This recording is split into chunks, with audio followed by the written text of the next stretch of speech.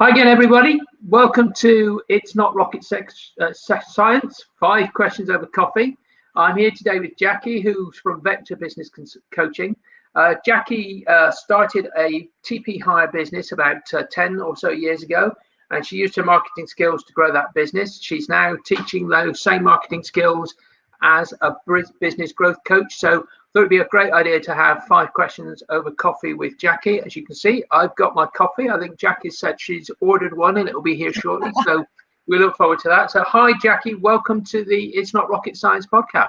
Morning. Thanks so much for having me. I'm really excited to be with you.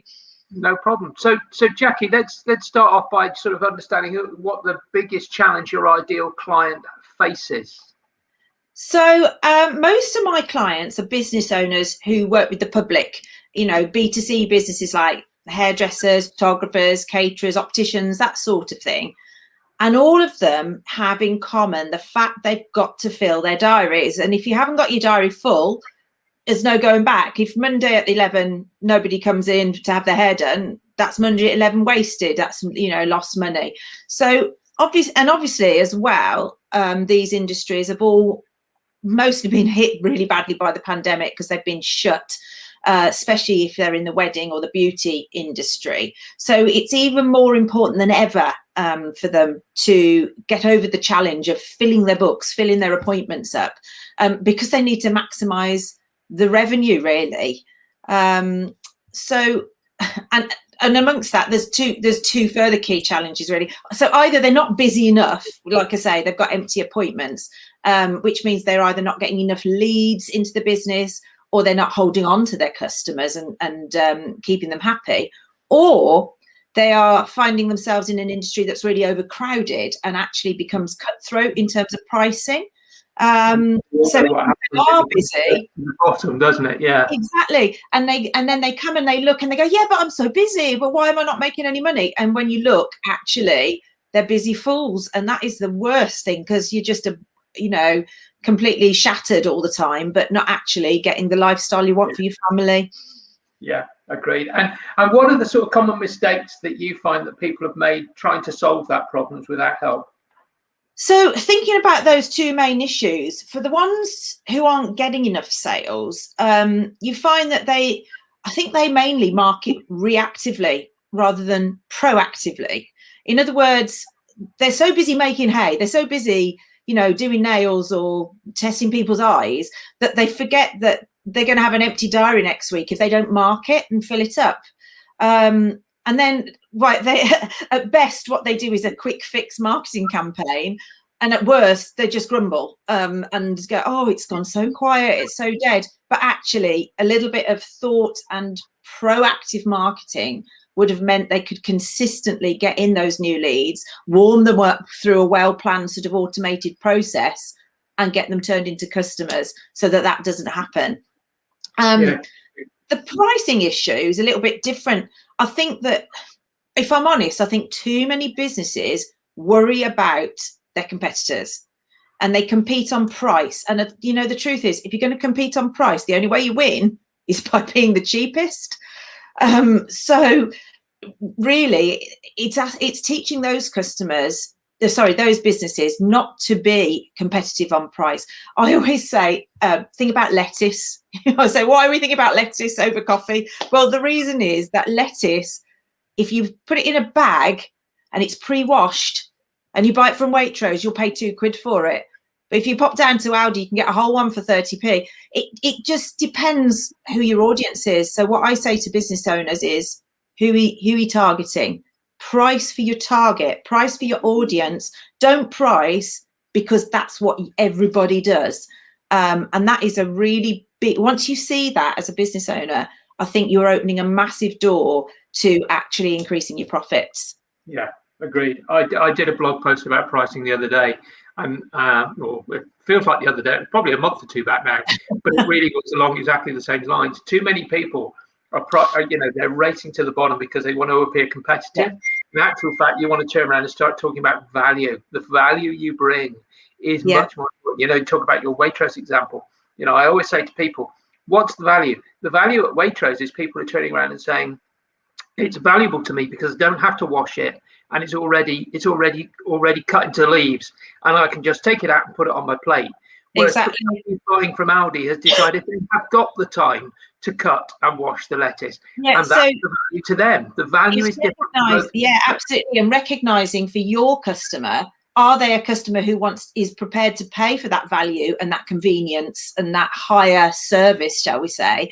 Or and especially if that's say it's a nail parlor that you own, that some ladies go there not just to have their nails done, they go to have some time out from home or time out from their business, and you create an atmosphere where that's comfortable and enjoyable, and they want to stay longer. And if they're staying longer, well, you can charge them a bit more. So it's all about thinking about your avatar, really. No, I've thought, now you put it like that, I must go and book in a manicure, because clearly I'm not spending nearly enough time away from my desk doing something. So Jackie, what's that valuable free action or valuable free resource that you can direct people to that will really help with that problem? Well, it really, really is free, because all it costs you is your time. I think my biggest free resource is your time. You need to think as a business owner about setting some time every single day aside to work on your business, because when our audience, and myself included, when we started our businesses, we probably started it because we wanted to, make people feel better, or cook beautiful food, or take gorgeous photographs, or whatever it happened to be. But as soon as you become your own boss, that the good news is you're your own boss. The bad news is you're your own boss. And you have to realize that your role changes. You're not just a photographer anymore, or a stylist, or a caterer. You're a marketer.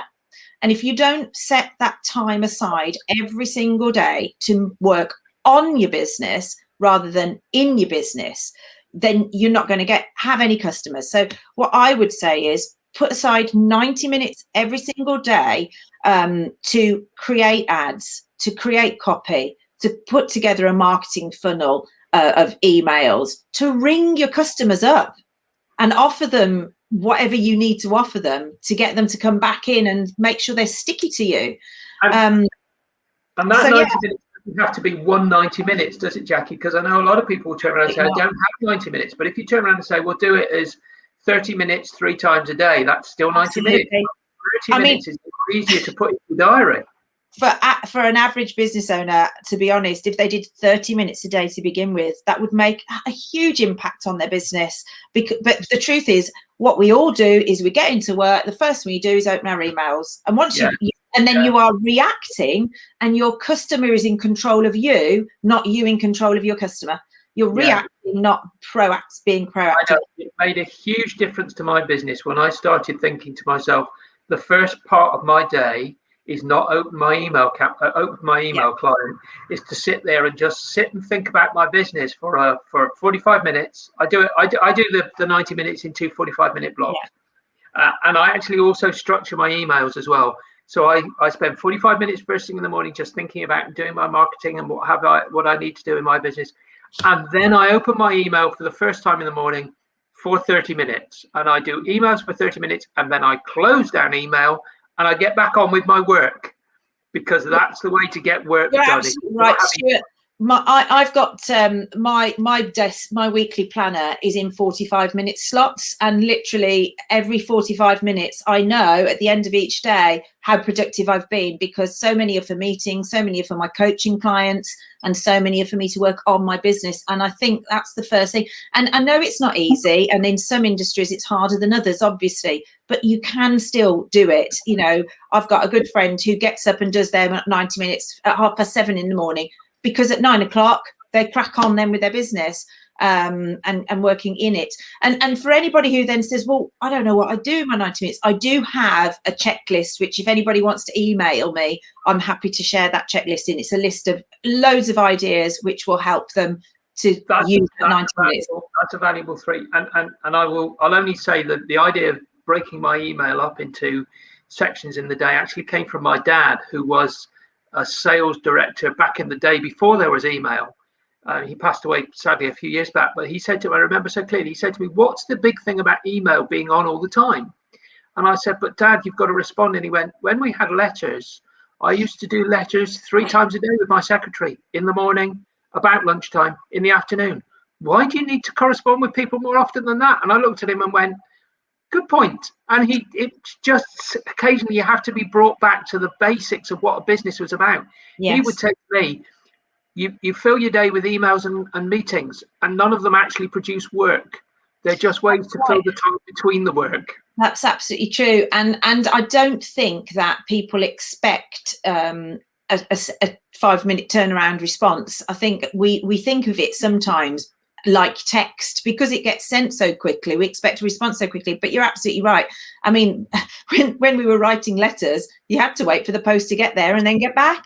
So and you had to sit down and actually write, didn't you? Which took a while, which slowed your brain down so that you could think properly about what you were writing. So there's too much of that going on, I think, sometimes. Yeah, so definitely my valuable free action is you invest your time, don't spend your time. Invest it, don't spend it. Get out of those weeds of emails and all the rubbish.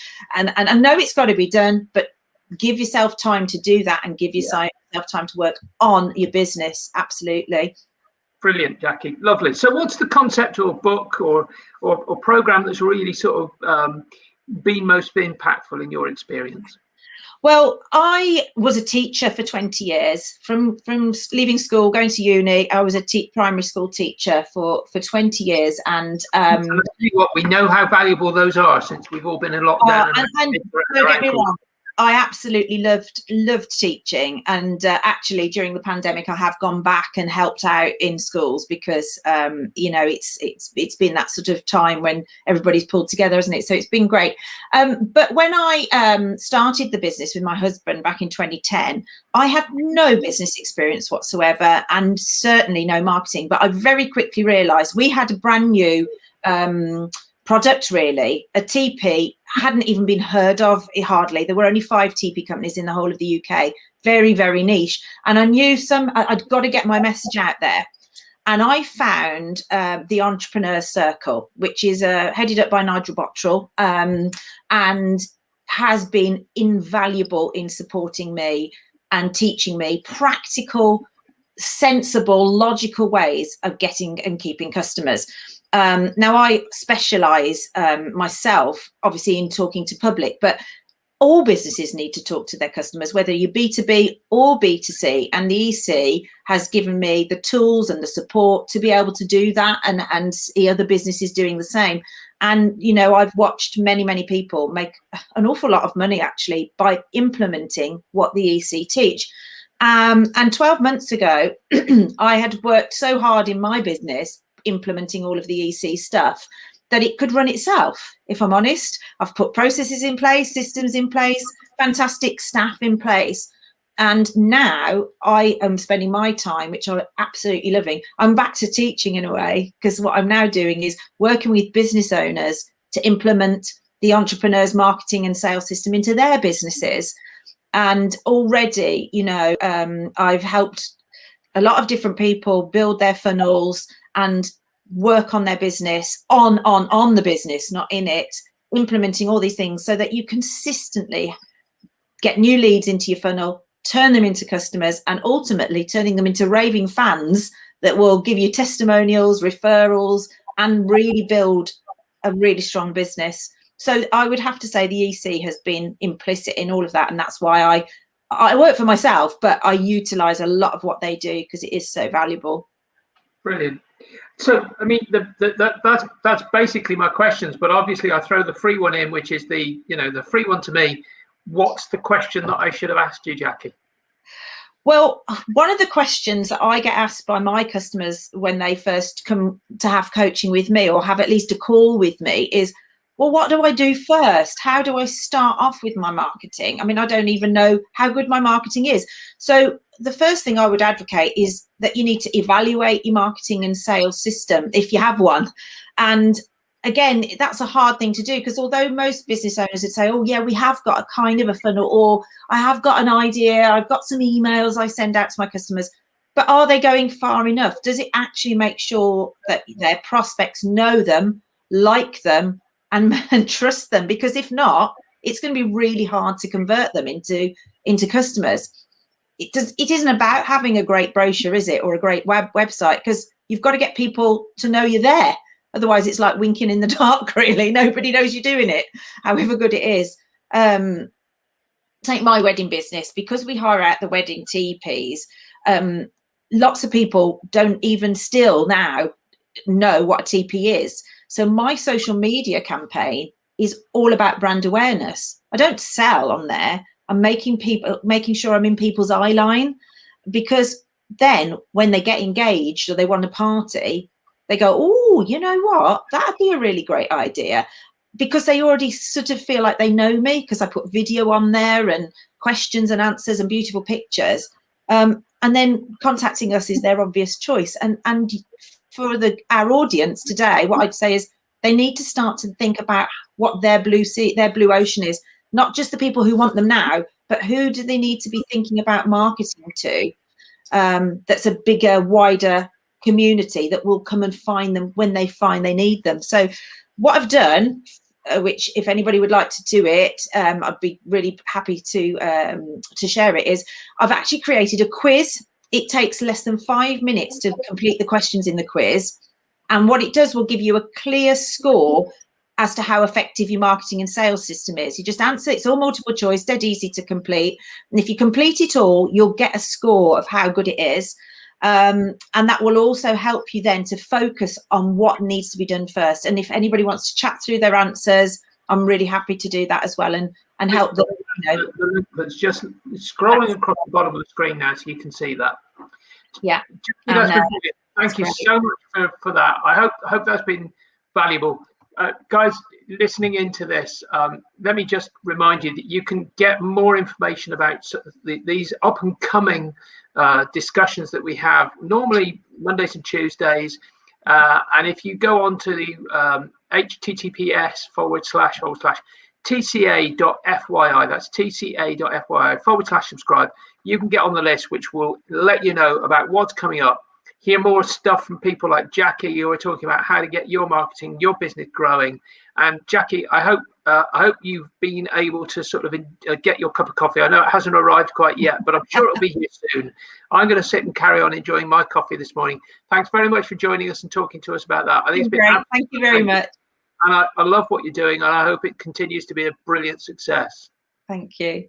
Thanks, Jacquie. Thanks. Bye, everybody. Bye-bye. Bye-bye.